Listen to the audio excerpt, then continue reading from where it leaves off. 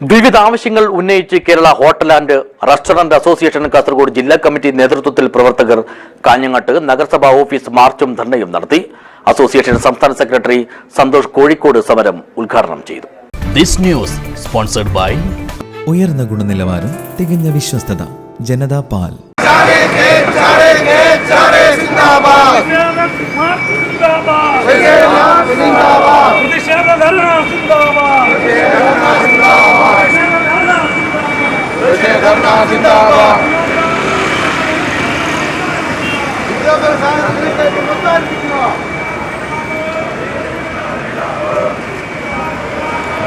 PCBയുടെ പേരിലുള്ള പീഡനം അവസാനിപ്പിക്കുക, ഉറവിട മാലിന്യ സംസ്കരണത്തിന് പൊതു സംവിധാനം ഏർപ്പെടുത്തുക, അനധികൃത സമാന്തര ഹോട്ടൽ തട്ടുകടകൾക്കെതിരെ നടപടി സ്വീകരിക്കുക തുടങ്ങിയ ആവശ്യങ്ങൾ ഉന്നയിച്ചുകൊണ്ടാണ് Kerala hotel and restaurant association Kasaragod ജില്ലാ കമ്മിറ്റിയുടെ നേതൃത്വത്തിൽ കാഞ്ഞങ്ങാട്ട് നഗരസഭാ ഓഫീസ് മാർച്ചും ധർണയും നടത്തിയത്.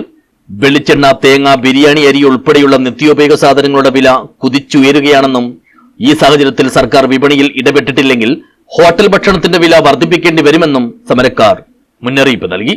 അതിജീവന സമരത്തിന്റെ ഭാഗമായി അസോസിയേഷൻ സംസ്ഥാന കമ്മിറ്റിയുടെ ആഹ്വാന പ്രകാരം നടത്തിയ മാർച്ചും ധർണയും അസോസിയേഷൻ സംസ്ഥാന സെക്രട്ടറി സന്തോഷ് കോഴിക്കോട് ഉദ്ഘാടനം ചെയ്തു. ഈ സമീപ സമയത്ത് അസംസ്കൃത സാധനങ്ങളുടെ എല്ലാം തന്നെ വില എത്രത്തോളം വർദ്ധിച്ചിട്ടുണ്ട് എന്നുള്ളത്, വില വർധനവ് സഹിക്കാൻ വയ്യാതെ നിങ്ങളുടെ മുമ്പിൽ സന്തോഷിച്ച് ഭക്ഷണം വിളമ്പുന്ന ഓരോ വ്യാപാരിയും അദ്ദേഹം മുണ്ട് മുറുക്കി എടുത്ത് വയറ്റിൽ തീ വെച്ചുകൊണ്ടാണ് ഭക്ഷണം വിളമ്പുന്നത്. ഈ 2.5 മാസം കൊണ്ട് 108 രൂപയുണ്ടായിരുന്ന 113 രൂപ, 115 രൂപ, 120 രൂപ വരെ ഉണ്ടായിരുന്ന ബിരിയാണി അരിക്ക് ഇന്ന് 220 രൂപയാണ്.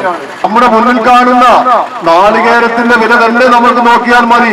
30 രൂപ, 32 രൂപ ഉണ്ടായിരുന്ന 4 മാസം മുൻപുണ്ടായിരുന്ന നാളികേരത്തിന് ഇന്ന് 86 മുതൽ 90 രൂപ വരെയാണ് വില. ആനുപാതികമായിട്ട് വെളിച്ചെണ്ണ 180 രൂപയുള്ള വെളിച്ചെണ്ണ ഇന്ന് 480 രൂപയാണ്. ചടങ്ങിൽ ജില്ലാ പ്രസിഡന്റ് നാരായണ പൂജാരി അധ്യക്ഷനായി.